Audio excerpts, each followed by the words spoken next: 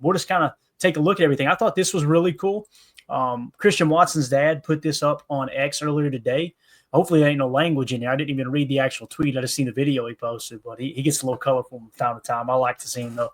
Says, this is some great work, Jayden Reed. Folks, the most impressive thing about this video is that this young man understands that he needs these reps with his helmet. I've never understood football players practicing catching 100s of balls without a helmet. It's conditioning themselves only partially for the task at hand, as there's then an additional adjustment that has to be made when you add the obstructed sight lines through the face mask once the helmet is worn. This is a former NFL player talking about this here. I thought it was a great point because, boys, listen, it's easy to go out there and play backyard football, right? But when you go out there with a helmet on and that thing's jarring around and you got all the extra weight of the pads, it's a whole different ballgame. But you see Jayden, looks like he's down in Florida, just in Miami, Florida, getting those extra reps in. I thought this was awesome, man. Down in Miami with the winter warning helmet on, getting his workout in. You got to love it. Exactly. Jacob, this is what you want to see, right, man? I think Jayden Reed is – I'm telling you, man, I think he's going to absolutely blow up this year, and he's led the team in receiving the last 2 years, you know? Yeah, definitely. Like Coach Lynn's saying here, it's nice to see these guys are actually working. They're not just out, on the beach or in the club or doing anything stupid like that. They are absolutely taking this serious. And I think that, Goody lit a fire under a lot of these guys' butts. Last year we went in with what we thought was a very well-rounded, very talented wide receiver room. And I don't think that the guys took that for granted at all, but we definitely didn't get some performances that we expected. We had too many drops, too many missed opportunities, too many injuries. So what better way to make your guys definitely go sweat in the Miami Heat than drafting 2 wide receivers in the first 3 rounds? Yeah, definitely. Judy says, what I love about this is that it's out of his house. How cool is this, Tim? Just catching some balls off the jugs machine right out of the garage, man. I love it. And I love what Papa Scoot said too, do it with your helmet on, right? We see a lot of guys. It's one thing to run routes, you go out and run routes during the off season, stay loose, that kind of thing. But if you're working on your hands and, looking the ball in and catching, getting the head around, your instincts, reflexes, might as well have a helmet on, right? I like when the guys forget the gloves, put the helmet on, leave the gloves at home, catch them barehanded. That way, when you put those nice Under Armour or Nike gloves on, you get even better grips. So I think it's cool to, you got to practice like you play, right? And play like you practice. So it makes perfect sense for him to get that extra work in and throw the helmet on, man. Might as well. It's almost go time, right? Yeah. H.E. Soder says, dude in the garage knows that you need to be in the shade during the Florida summer. Amen to that, man. Those Florida summers are different, boys. He had a daddy soda underneath the jugs machine, too. Did you see that? Yeah, I did notice that. Gotta have it. And here's the thing, man. Like, I don't know about you guys. I love this time of year.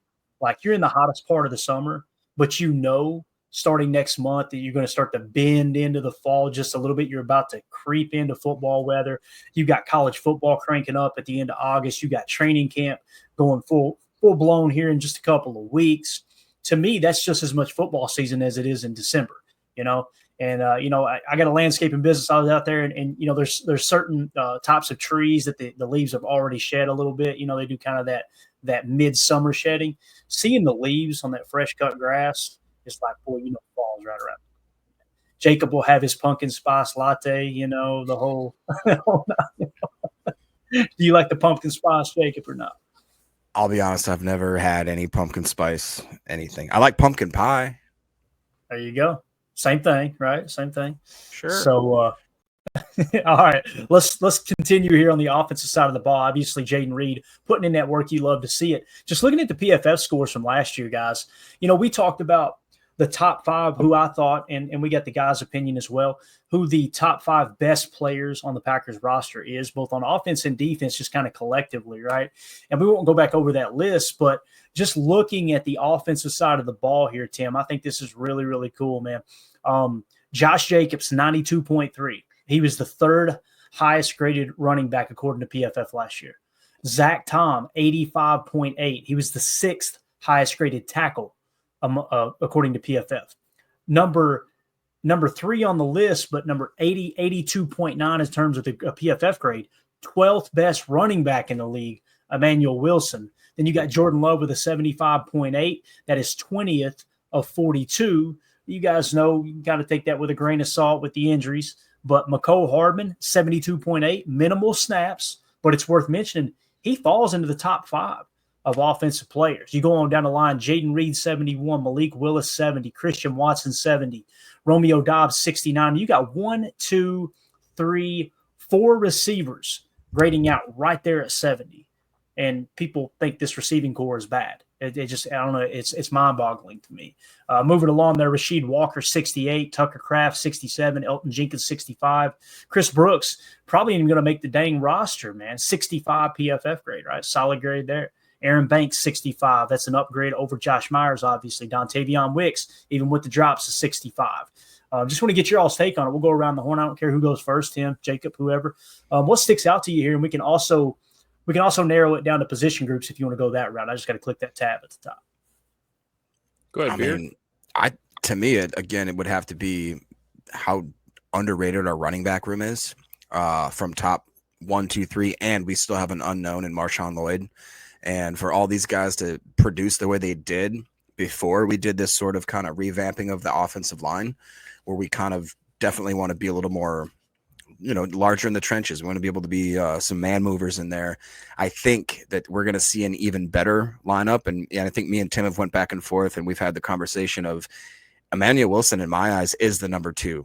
Marshawn Lloyd doesn't get anything just given to him. And I know he knows that, but Emmanuel Wilson has went through the ringer to get to where he's at, and people still barely don't even know his name. You know what I mean? So at this point, I think it's very encouraging for that running back room, not to mention obviously the wide receivers that are up there. But to me, the running back room just kind of sticks out. I would agree with that. Just going back off of our list the other day, I had 3 out of my 5 were offensive players, believe it or not, me being Mr. Defense. I only had 2 defenders on my top 5 list. But of those 3, it was Jay Money, Josh Jacobs, and Zach Tom. So I look at this list, if I'm not counting those names, who's the first names that comes to mind? It's, like Jacob was talking about a few nights ago, it's Tuck Norris, man. It's our tight end, 85, baby, Tuck Norris. And right after him would probably be, honestly, Big E, making that move over to center. Hopefully we sort out this contract. We should be hearing about that any minute now. Any day now, guys. Let us know what's going on with Elton Jenkins. But those would be the 2 that come to mind outside of the 3 that I already had on the offensive side of the ball. But to Jacob's point, I think he's right. When you look at this offense, I think our running back room is severely underrated. And I do think it's Emmanuel Wilson's spot to lose. Marshawn Lloyd is going to be a freak in this league. We've thought it since we drafted him, but we haven't seen it yet. He's got to show it. Nothing's going to be handed to him, like Jacob said. So I agree with that. Yeah. As Deadfish says here, thanks for marking that there, Jacob. Jordan Morgan almost had a 60 score as a rookie, but he did not play much. Yeah, obviously he dealt with the injury coming out of camp and then re-aggravated it later in the year, and that's one of the reasons why he didn't fully take that job away from Sean Ryan. Sean Ryan grading out a 61.3, Jordan Morgan right there on his heels at a 59.2. And Jordan Morgan put some good tape out there, in my opinion, when he was on the field. Now, look, you got to be healthy. You got to make sure you're on the field for sure, but I know you marked that one, Jacob. What do you think about the offensive line, man? Here we go. Zach Tom, 85. Rasheed Walker, 68. Elton Jenkins, 65. Aaron Banks, 65. Sean Ryan, 61. Jordan Morgan, 59. Kadeem Telford, 48. And then, of course, Travis Glover, Emilio's guy. Which, shout out to Emilio.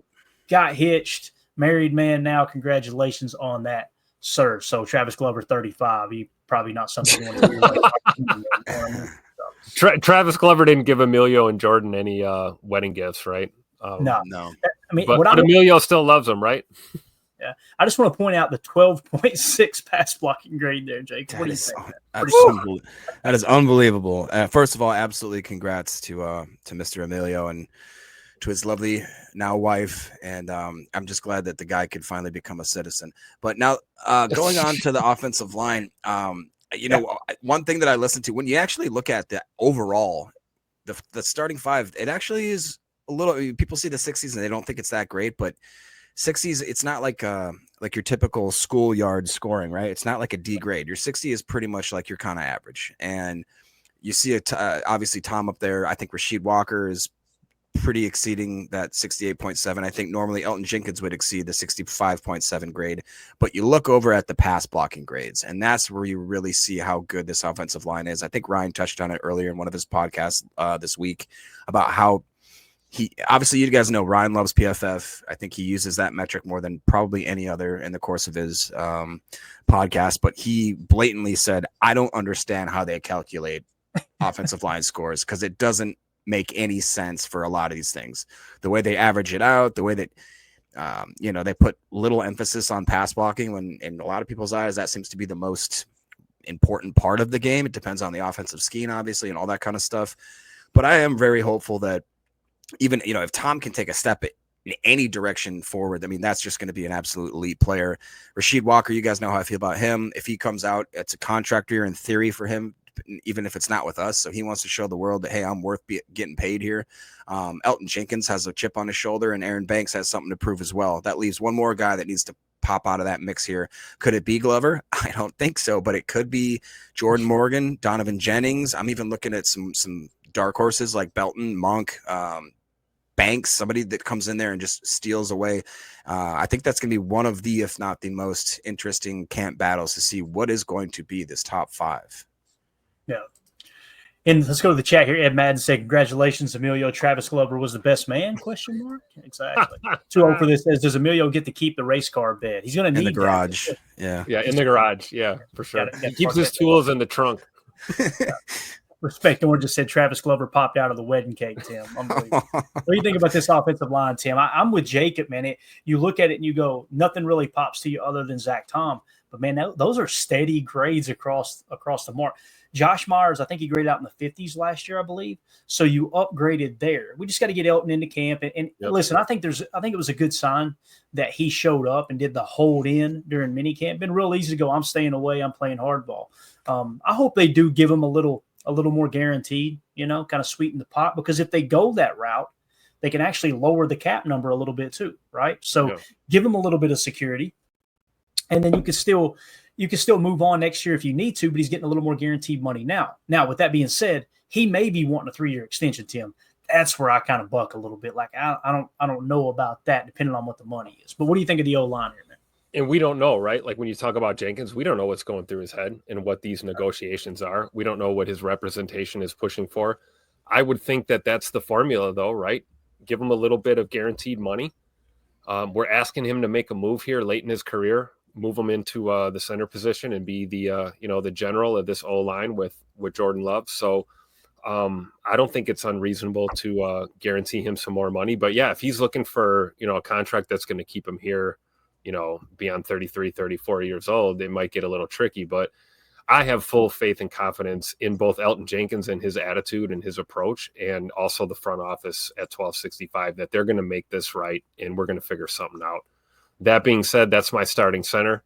I would like to see, in an ideal situation, maybe Jordan Morgan does win that left tackle position, and we don't have to wonder about Rasheed Walker. But I'm okay with Sheed being our left tackle. I'm good with Aaron Banks at left guard, Big E at center, and it's going to be either Jordan Morgan or Sean Ryan at right guard. I'm convinced of it. And then obviously Zach Tom, the stud, is your right tackle.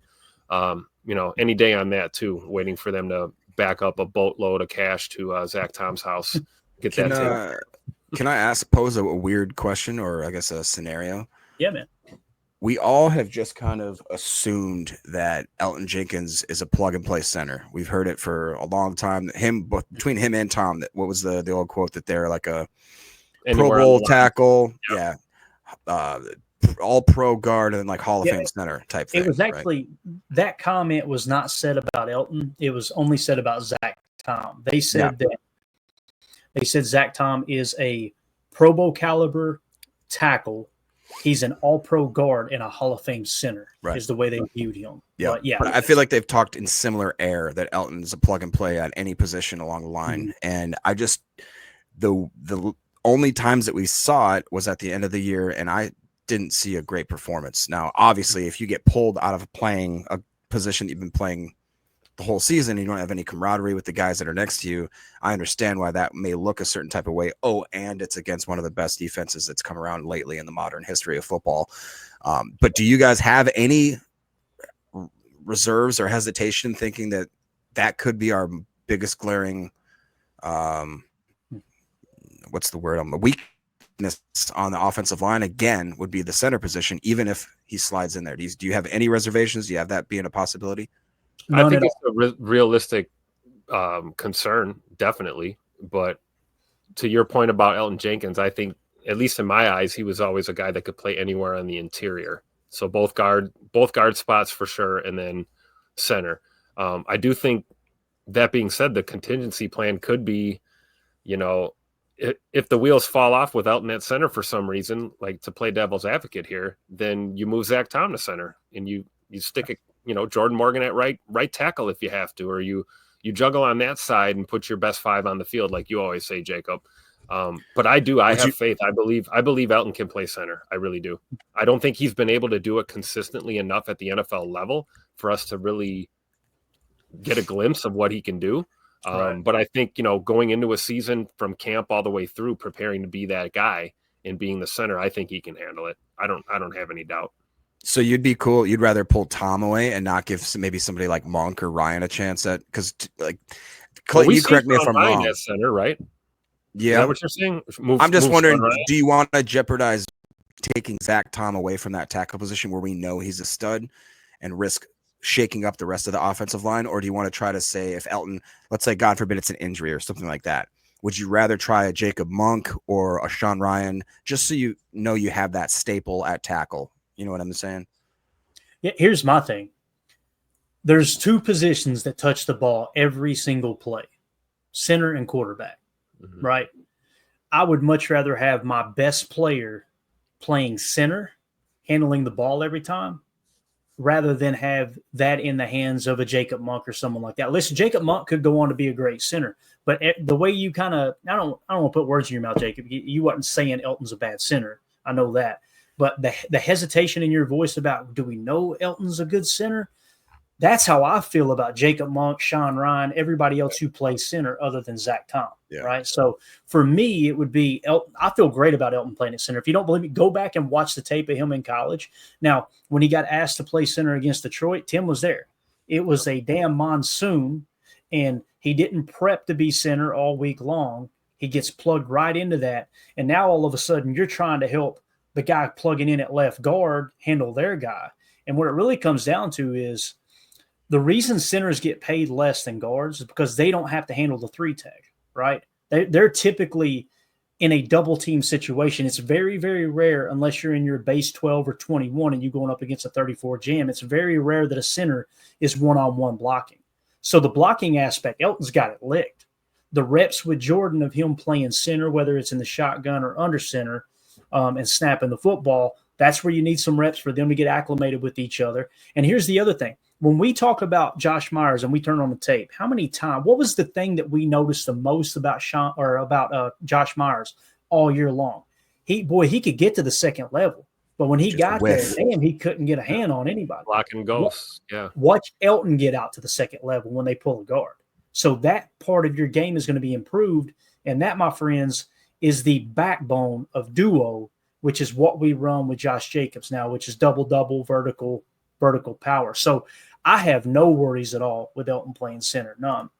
I do have worries that if Elgton goes down and we decide to go the Sean Ryan route or the Jacob Monk route, not knowing what's happening there. But here's the cool thing. With Elgton missing time during camp, hell, look who's getting the reps. It's Jacob Monk. So that can only help him, for sure. Deadfish says Jenkins has a better score at pass block and run block, but Walker has a better overall score. What's going on here? That's exactly what Jacob was talking about with Ryan and PFF, right? So, and listen, I'm sure they got their whole system. My biggest problem with PFF is they don't say, here's what we graded this play. It's just, here are the grades. And that kind of bothers me a little bit. It makes me a little more hesitant to just go, hey, this is gospel. And that's why I prefer NFL Pro over obviously PFF. I want to say, and you guys correct me if I'm wrong, I think that even stuff like penalties, do they factor that into the PFF grade? So I'm wondering if maybe like, oh yeah, definitely. So I'm wondering if that could be the difference there, but I could be wrong. Yeah, that makes sense for sure. So, but I understand the confusion and the trying to figure out how the heck they handle this stuff, man. It's really strange how they go about it. Chase Green in the chat earlier said Chris Brooks can block very well in those double sidecar sets, man. And not just you didn't specify pass blocking. I immediately thought pass pro, right, which is what Ed Madden